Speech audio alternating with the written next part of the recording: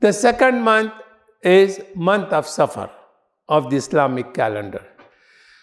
27th day of this month is supposedly noteworthy because the Prophet ﷺ started the migration from Mecca to Medina.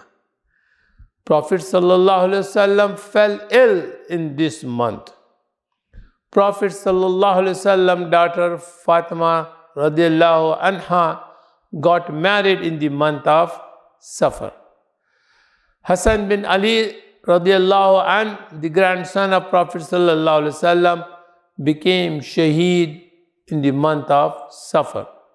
Lastly, a hadith narrated by Al-Bukhari and Muslim, there is no superstitious owl, bird, no star promising rain, no bad omen in the month of Safar. In simple word is that lot of people attach bad things to the month of Safar. There is no such a thing, Prophet ﷺ said.